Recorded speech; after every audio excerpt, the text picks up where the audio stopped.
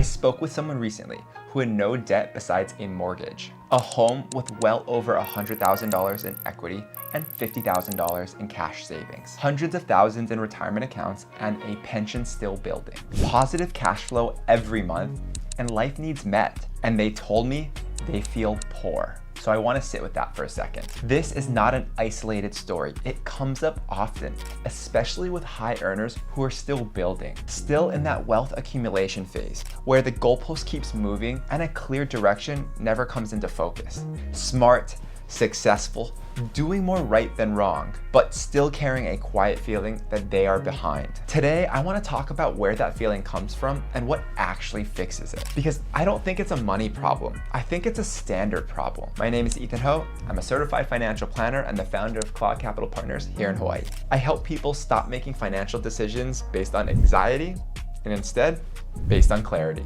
And I want to be upfront about something. This is not a video that I made from the outside looking in. This is something that I work on myself every single day, every single week. If this type of content is useful to you, hit subscribe and follow along. All right, let's get into it. I want to do something before we go any further. I want you to give yourself a financial grade, A through F. Not your financial literacy, not how good you are with a spreadsheet, your overall financial situation right now, where you are, what you've built, how you feel about your overall financial trajectory. A through F. Whatever comes to mind first, don't overthink it. Got it? Now I want you to ask yourself one question.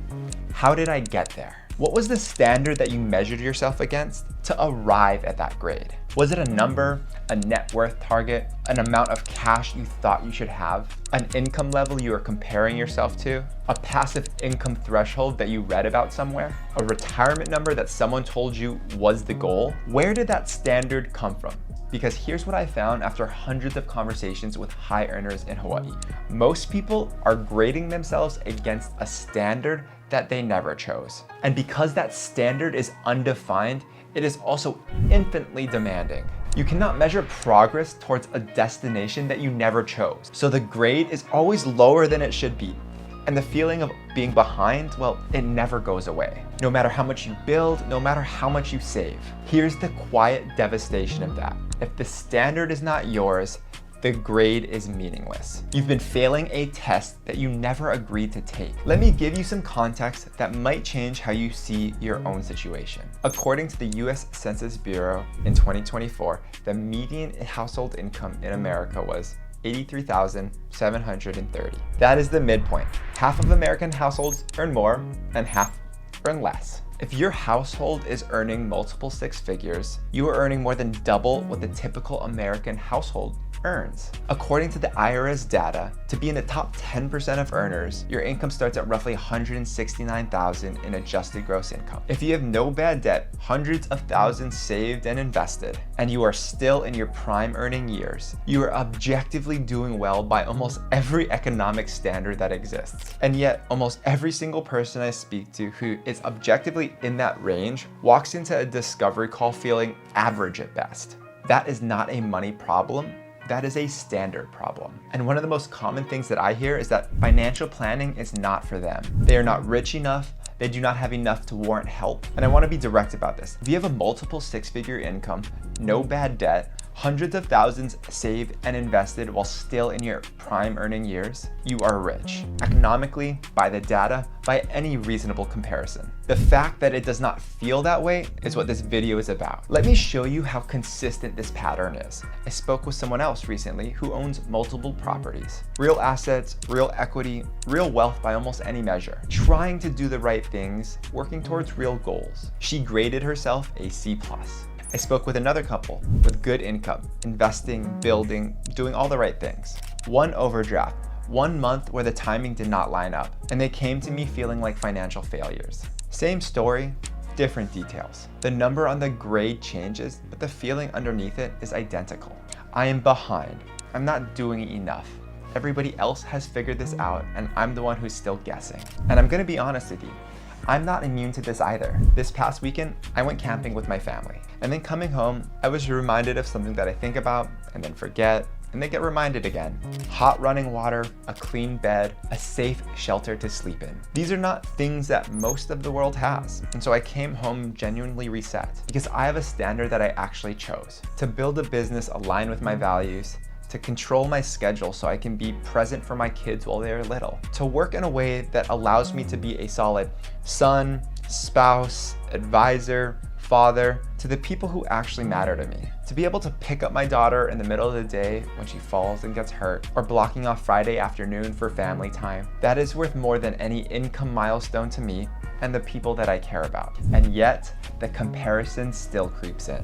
Peers who have hit income levels that I am still building towards. People doing things that seem further along, and I have to consciously come back to the standard that I chose, not the one that the social feed chose for me. This is not a problem that goes away when you make more money. It is a problem that goes away when you have a clear enough picture of what ahead actually looks like for you. Let me show you why the comparison is rigged. Most of the world does not have reliable electricity, clean running water, food security, safe housing.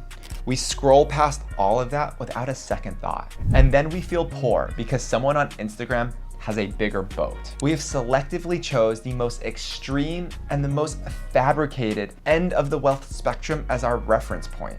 And here's what makes it worse. A lot of what you see online is not real. We all know that couple. The feed who looks like the perfect family, the perfect photos, the perfect life. And we know them well enough to know that that relationship is a mess. The mental health is struggling, the finances are held together with debt and a carefully maintained image. You are not comparing yourself to reality. You are comparing yourself to a curated fiction designed to make you feel exactly the way you feel. That is not a fair standard. That is not your standard. And no amount of financial progress will ever feel like enough when measured against a standard that was never real to begin with. Here's what I've come to believe about financial planning after doing this work for over a decade. A plan never goes as planned. The assumptions are always wrong.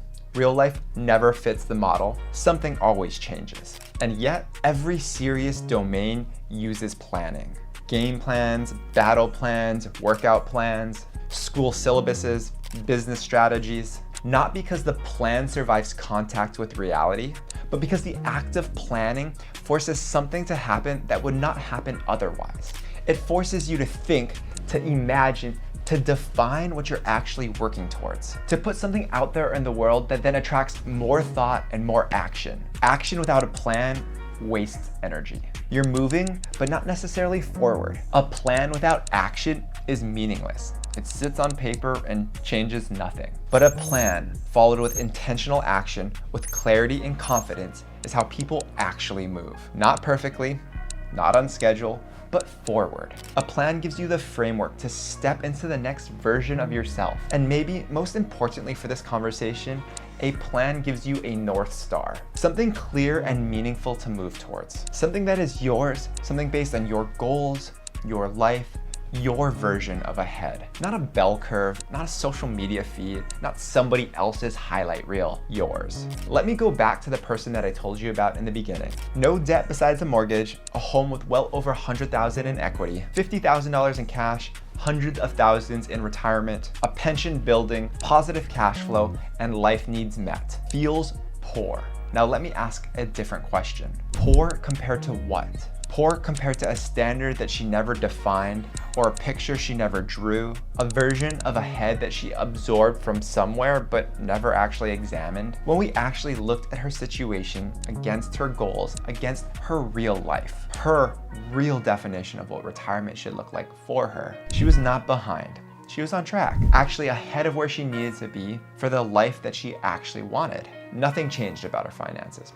Not a single dollar moved. What changed was the standard, and when the standard became hers, the grade changed too. Here's what I want to name clearly. The anxiety that most high earners carry about money is almost never about the numbers. It is about the absence of a North Star. You save, but you don't know what you're saving towards. You invest, but you don't know what enough looks like. You build, but you do not know what done feels like. So the anxiety never resolves because there is no defined direction where the feeling of being behind is supposed to end. A plan does not just organize your money, it gives you a North Star. Once you have that, you can actually measure whether you're on track, not against someone else's race, yours. Here's what I want to leave you with. You're probably not as behind as you feel or doing as badly as you think. Not as far from where you want to be as the comparison makes it seem. What you are missing is not more money, it is a North Star. Something that's clear and meaningful that's actually yours. Not for someone on Instagram, not for your colleague, not from the version of success that got handed to you from a culture that profits from you not feeling enough. For you